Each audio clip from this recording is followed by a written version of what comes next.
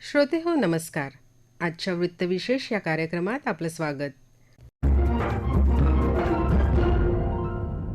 श्रोते हो, परदेशात राहून आपल्या कर्तृत्वाची पताका फडकवणाऱ्या आणि त्यायोगे देशाची मान जगात उंचावणाऱ्या भारतीय नागरिकांचा गौरव करणारा प्रवासी भारतीय दिवस काल विविध कार्यक्रमांनी साजरा झाला. अनिवासी भारतीयांनी गेल्या शतकांपासून देशाच्या अर्थकारणात आणि प्रतिष्ठेतही भर घातली आहे.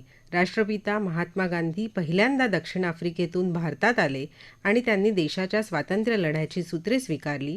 त्या दिवसाची आठवण म्हणून हा दिवस साजरा केला जातो. श्रोते हो, आज जगातील जवळजवळ सर्वच देशांमध्ये भारतीय नागरिक स्थायिक झालेले आहेत. परराष्ट्र मंत्रालयाच्या नुकत्याच जारी झालेल्या आकडेवारीनुसार सध्या जगात एकूण 3 कोटींहून अधिक नागरिक स्थायिक आहेत. परदेशस्थ भारतीय नागरिकांच्या सुरक्षेसाठी देशाकडून विविध प्रयत्न केले जातात. द्विपक्षीय कामगार करार, सामाजिक सुरक्षा करार, प्रत्यार्पण करार, कैद्यांचे हस्तांतरण करार, कायदेशीर सहाय्य करार या माध्यमातून आपल्या नागरिकांना सुरक्षा आणि देशाच्या हिताचे रक्षण केले जात असते. प्रधानमंत्री नरेंद्र मोदी यांनीही त्यांच्या प्रत्येक परदेशी दौऱ्यात तेथील भारतीयांच्या भेटी घेतल्या आहेत. अनिवासी भारतीयांचे त्या त्या देशातील सहभाग आणि कार्य, त्याचप्रमाणे त्यांच्या तेथील वास्तव्याचा देशाला होणारा लाभ, परदेशात कार्यरत असलेल्या भारतीयांच्या मदतीसाठी भारतीय दूतावासाकडून होत असलेली मदत आणि त्यासाठीच्या विविध योजना याविषयी माहिती देत आहेत परराष्ट्र खात्यात महत्त्वाची भूमिका बजावलेले आणि the passport man of India अशी ओळख असलेले माजी सनदी अधिकारी ज्ञानेश्वर मुळे. आज प्रवासी भारतीय दिवस आहे आणि हा दिवस विदेशात वेगवेगळ्या ठिकाणी राहणाऱ्या 3.5 ते 4 कोटी भारतीयांचा सन्मान करण्याचा दिवस आहे. पण या दिवसामागची प्रतिकात्मकता अशी आहे की महात्मा गांधी दक्षिण आफ्रिकेतून भारतात परत आले आणि भारतात त्यांनी मोठ्या प्रमाणामध्ये भारताच्या स्वातंत्र्य लढ्यामध्ये योगदान दिलं आणि आपल्याला स्वातंत्र्य मिळवून देण्यामध्ये त्यांच्या प्रयत्नांचा खूप मोठा भाग आहे. तर विदेशात जाऊन सुद्धा परत येऊन भारताची सेवा करणं ही प्रतिकात्मकता त्याच्यामध्ये आहे. आणि त्याचबरोबर विदेशात जाण्यासाठी माणसाकडे साहस लागतं, अनेक संघर्ष करावे लागतात, कष्ट घ्यावे लागतात, तेव्हाच माणूस यशस्वी होतो. त्या यशाचं सुद्धा एका अर्थाने सेलिब्रेशन आहे, हा त्याचा उत्सव आहे. तर दरवर्षी 9 जानेवारी ते 11 जानेवारी असे आपण 2 दिवस हा दिवस साजरा करतो. या निमित्तानं प्रवासी भारतीय सन्मान दिला जातो, ज्यांनी भारताच्या आणि त्या देशाच्या संबंधामध्ये उत्कृष्ट काम केलेलं आहे अशा लोकांना दिला जातो. आणि याशिवाय अनेक दूतावास स्वतःचा प्रवासी भारतीय दिवस साजरा करतात आणि भारतातही अनेक ठिकाणी प्रवासी भारतीय दिवस साजरा केला जातो. आज भारतानं जे नाव कमावलेलं आहे त्याच्यामध्ये विदेशातल्या भारतीयांचं एक मोठं स्थान आहे. आपण सत्या नडेला किंवा सुंदर पिचाई यांची नावं ऐकलेली आहेत, पण याशिवाय सुद्धा अनेक CEO आहेत विदेशामध्ये जे भारतीय वंशाचे लोक आहेत. गेल्या 50-1 वर्षात सुद्धा मोठ्या प्रमाणात भारतीय विदेशात गेलेले आहेत. 2000 नंतर माहिती तंत्रज्ञानातले लोक मोठ्या प्रमाणामध्ये युरोपसह ऑस्ट्रेलिया, जपान वगैरे पर्यंत पोहोचलेले आहेत आणि या सर्वांनी त्या त्या देशामध्ये मोठं योगदान केलेलं आहे. तर त्या निमित्तानं हा एक मोठा मेळावा दरवर्षी आलटून पालटून, खरं तर 2 वर्षांनी एकदा मोठा सेलिब्रेशन असतं त्याचं, आणि दरवर्षी तो साजरा केला जातो वेगवेगळ्या पद्धतीने वेगवेगळ्या देशांमध्ये. याशिवाय विदेश मंत्रालयाने विदेशामध्ये जे भारतीय आहेत, विशेषतः भारतीय नागरिकत्व असणारे जे भारतीय आहेत, ते संकटात जेव्हा सापडतात तेव्हा त्यांना मदत करण्यासाठी एक योजना राबवलेली आहे. इंडियन कम्युनिटी वेलफेअर फंड असं त्या योजनेचं नाव आहे. हे सांगण्याचा उद्देश असा की विदेशात जाणाऱ्या आणि तिथे राहणाऱ्या प्रत्येक व्यक्तीला हे माहिती पाहिजे की अशा प्रकारचा एक इमर्जन्सी फंड जो आहे तो दूतावासाकडे आणि कौन्सलावासाकडे उपलब्ध असतो आणि त्याचा वापर एखादी व्यक्ती अचानक त्या ठिकाणी मृत्यू पावली तर मृतदेह आणण्यासाठी किंवा मेडिकल इमर्जन्सीसाठी, लीगल इमर्जन्सीसाठी, अचानक एखाद्याची नोकरी गेली तर काही दिवस त्या ठिकाणी वास्तव्य करण्यासाठी राहणारी जी मदत आहे ती घेण्यासाठी गरजू लोकांच्यासाठी ही एक अतिशय महत्वाची योजना आहे. याशिवाय प्री डिपार्चर ओरिएंटेशन ट्रेनिंग नावाचा एक योजना आहे, ज्याच्या अंतर्गत विदेशात जाण्याआधी विशेषतः जे लोक कामगार म्हणून जातात त्यांच्यासाठी विदेश मंत्रालयानं एक प्रशिक्षणाचं मॉड्यूल बनवलेलं आहे, ज्याच्या अंतर्गत कोणती काळजी घ्यायची, कशा प्रकारे आपल्या दूतावासाशी संपर्क साधायचा, अशा प्रकारची माहिती त्या ठिकाणी दिली जाते. तर हे सर्व जे आहे ते कशासाठी? आजच्या या परस्परावलंबी जगामध्ये एका देशातले लोक दुसऱ्या देशात जाऊन राहणं ही अति साधारण बाब झालेली असली तरी सुद्धा ज्या भारतीयांनी देश सोडून संघर्ष करत आपलं जीवन विदेशात उभारलेलं आहे, त्यांचा भारत सन्मान करते आणि कठीण परिस्थिती असतानाही ते तिथे राहतात. त्यांना हा मेसेज जातो की कधीही तुम्ही भारतात येऊ शकता. त्याच्यासाठी OCI कार्डची व्यवस्था केलेली आहे, ज्याच्या अंतर्गत व्हिसाची आवश्यकता नसते त्यांना आणि भारतामध्ये ते प्रॉपर्टी खरेदी करू शकतात. याशिवाय इथे नोकरी करू शकतात आणि अनेक सुविधांचा वापर करू शकतात.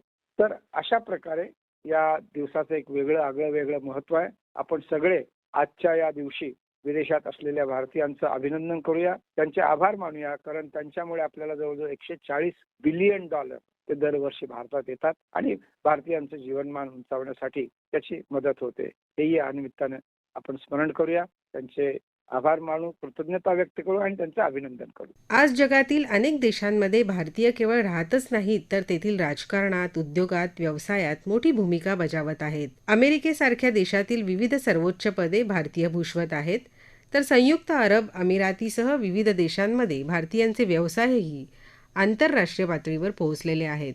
केवळ सेवा क्षेत्रच नव्हे तर विविध क्षेत्रात ही मुसाफिरी सुरू आहे.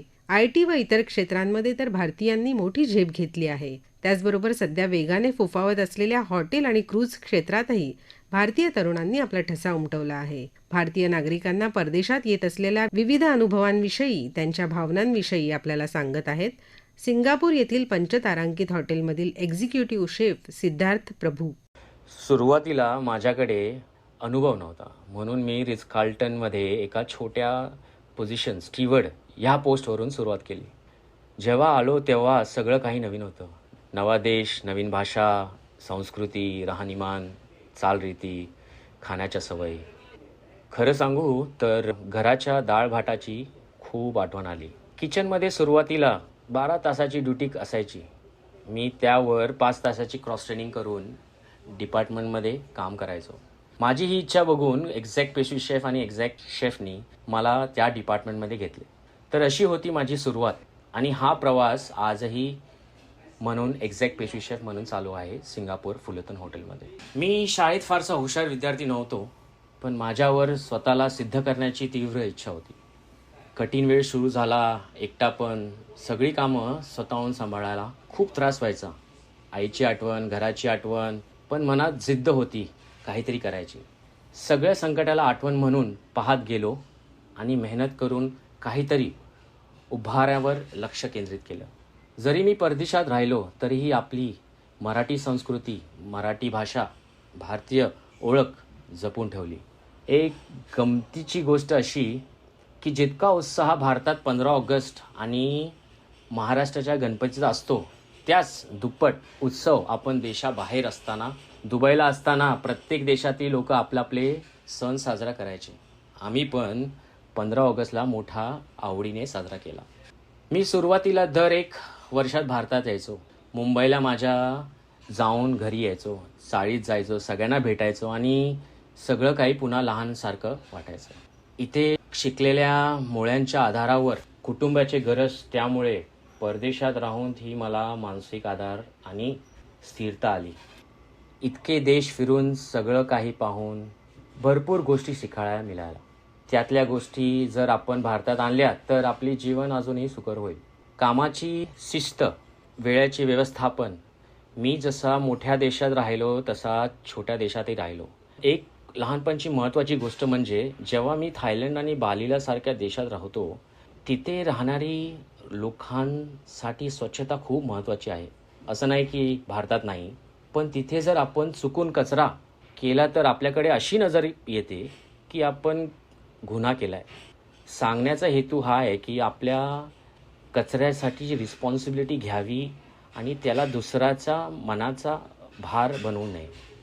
सर्व अनुभवी मला फक्त करिअरमध्येच नाही, पण एका चांगल्या व्यक्ती म्हणून घडवले. मेहनत, चिकाटी आणि आपल्या संस्कृती जोडलेला राहणे हेच मला यशस्वी बनवते. श्रोते हो, भारताच्या अर्थव्यवस्थेत परदेशातून येणारा पैसा म्हणजेच रेमिटन्स हा महत्त्वाचा घटक आहे. जगात सर्वाधिक रेमिटन्स मिळवणारा देश म्हणून भारताचे स्थान अग्रक्रमी आहे. हा पैसा केवळ बँकांमध्ये जात नाही, तर तो ग्रामीण भागातील शिक्षण, आरोग्य आणि पायाभूत सुविधांच्या विकासात मोलाची भूमिका बजावतो. भारताचे प्रधानमंत्री नेहमीच म्हणतात की प्रवासी भारतीय हे परदेशातील भारताचे राष्ट्रदूत आहेत. भारतीय संस्कृती, योग, आयुर्वेद आणि लोकशाहीची मूल्ये त्यांनी जगात रुजवली आहेत. परदेशात स्थायिक झालेल्या भारतीयांना येणाऱ्या अडचणी व त्यांनी त्यासाठी घ्यावयाची काळजी व परदेशातील भाषेविषयीच्या जागरूकतेविषयी अधिक माहिती देत आहेत जपानमध्ये स्थायिक झालेले अधिकारी योगेंद्र पुराणिक. मी साधारणपणे एक 28 वर्षापूर्वी विद्यार्थी म्हणून जपानला आलो आणि 25 वर्षापूर्वी इथे IT मध्ये नोकरी करता करता स्थायिक झालो. भारतामध्ये पहिले जपानी शिकलो. पुणे विद्यापीठात 3 वर्ष जपानी शिकल्यामुळे जपानमध्ये जेव्हा आलो तेव्हा थोडंसं सोयीस्कर झालं.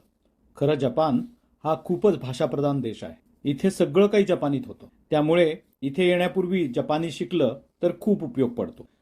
भाषा म्हणजे फक्त भाषाच शिकणं नसतं. भाषा शिकली की त्या देशाच्या संस्कृतीशीही आपली जुळवणूक होते. त्या देशाची संस्कृती समजायला, त्या लोकांचे देश कसे विचार करतात हे समजायला आपल्याला उपयोग होतो. त्यामुळे जपान, फ्रान्स, जर्मनी ह्यासारख्या भाषा येणाऱ्या देशांमध्ये भाषा शिकून जाणं खूप उपयोगाचं पडतं. जे भाषा शिकून येत नाहीत त्यांना रोजच्या आयुष्यामध्ये किंवा ऑफिसमध्ये काम करताना किंवा सरकारी ऑफिसमध्ये जाऊन काही काम करताना किंवा हॉस्पिटलमध्ये गेल्यानंतर बऱ्यापैकी त्रास होतो. कारण की या सगळ्याच ठिकाणी सगळंच काम जपानीमध्ये होतं. हॉस्पिटलमधले डॉक्टर सुद्धा जपानीमध्येच बोलतात. आता जे इथे आलेत त्यांचं ठीक आहे, पण मग पुढे त्यांची पिढी म्हणजे त्यांची मुलं वगैरे झाली की त्या मुलांचं शिक्षण इथे इंटरनॅशनल शाळाही तशा कमी आहे. त्यामुळे काही लोकांनी खरं जपानी शाळेत मुलांना घालण्याचा प्रयत्न केला, पण ते जरा अवघडच होतं. त्यामुळे बऱ्यापैकी आपले भारतीय लोक मुलांना इंटरनॅशनल स्कूलमध्येच पाठवतात. नोकरी करताना वगैरे तशा गडबडी होतात, पण मग लोक थोडीफार भाषा शिकून काहीतरी करायचा प्रयत्न करतात. तसं जपान्यांबरोबर काम करताना बऱ्याच गोष्टी शिकायला मिळतात. एक तर म्हणजे वेळेचं पालन करणे, त्यानंतर कागदपत्र अगदी व्यवस्थित सांभाळून अशी लावून ठेवणे. जपानी म्हणजे एकदम साफसफाई, सगळीकडे स्वच्छता. मग आपल्या ऑफिसमध्येही स्वच्छता, फायली वगैरे सगळ्या व्यवस्थित लावणे, ह्या सगळ्या गोष्टीतही त्यांची एकदम स्वच्छता. म्हणजे ते जपानीमध्ये ते 5S असं म्हणतात. तुम्ही सगळ्यांनी 5S म्हणून शोधून बघा. फारच चांगली विचार आहे. आता मला दुसरं म्हणजे की आपल्या देशातनं जे होतकरी जे मुलं मुली आहेत, युवा आहेत, ज्यांचं परदेशी जायची इच्छा आहे, त्यांना एक थोडंसं काहीतरी बोलायची इच्छा आहे. खरं भारताच्या बाहेर आणि भारतामध्येही खूप शैक्षणिक, नोकरीच्या आणि बिझनेसच्या संधी आहेत. स्कॉलरशिप्सही खूप आहेत. तर आपल्या युवकांनी, युवतींनी त्याकरता मेहनत करून त्या स्कॉलरशिप्स वगैरे मिळवण्याचा प्रयत्न नक्कीच करावा. त्याकरिता त्यांनी आपलं विषयाचं ज्ञान वाढवावं, त्यांनी परदेशाच्या भाषा शिकाव्यात किंवा आपलं पर्सनॅलिटी डेव्हलप करावी, लोकांशी कसं बोलावं, कपडे कसे घालावेत, ह्या सगळ्या गोष्टी शिकाव्यात. त्याचा पुढे जाऊन खूपच फायदा होतो. आणि एक म्हणजे की आपल्या विचारांमध्ये लीडर असं एक व्यक्तिमत्व बनवावं. आपण बाहेर गेलो की आपल्या ह्या लीडरशिप क्वालिटीज, आपलं लीडरशिप हे आपण दाखवायची फार गरज असते. तर हे सगळं लक्षात ठेवून आपण नक्कीच भारताबाहेर सगळीकडे जगभर आपलं लीडरशिप आपण सगळ्यांना दाखवूयात आणि जग जिंकूयात. श्रोते हो, आपल्या बुद्धिमत्तेच्या, कर्तृत्वाच्या जोरावर आपल्याच देशात नव्हे तर परदेशातही मोठे कर्तृत्व बजावलेल्या भारतीय नागरिकांची संख्या मोठी आहे. जगातील अनेक महत्त्वाच्या संस्थांमध्ये भारतीयांचा सक्रिय सहभाग राहिलेला आहे. एकेकाळी वैद्यकीय, पायाभूत सुविधा या क्षेत्रात भारतीयांनी आघाडी घेतली होती. आताच्या काळात संगणक, बँकिंग अशा आधुनिक क्षेत्रात भारतीयांनी आपली मक्तेदारीच सिद्ध केली आहे. देशाच्या आंतरराष्ट्रीय प्रतिमेत त्यांचा मोठा वाटा आहे. परदेशातील नागरिकांच्या पाठीशी सर्व भारतीय हे कायम उभे राहिलेले आहेत, हे मात्र निश्चित. श्रोते हो, आपला वृत्तविशेष हा कार्यक्रम आपण न्यूज ऑन AIR या ॲपवरही लाईव्ह ऐकू शकता. यासोबतच आमच्या मुंबई एअर न्यूज या यूट्यूब वाहिनीवर कार्यक्रमाचं ध्वनिमुद्रण आपल्याला कधीही ऐकता येईल. याबरोबरच आजचा वृत्तविशेष हा कार्यक्रम संपला. हा कार्यक्रम आकाशवाणी मुंबईच्या प्रादेशिक वृत्त विभागानं सादर केला. संपादक आणि सादरकर्त्या भावना गोखले, निर्मिती सहाय्य गुरुनाथ तेरवणकर, लेखन आणि समन्वय सोहम नलावडे, निवेदन मनीषा देवणे.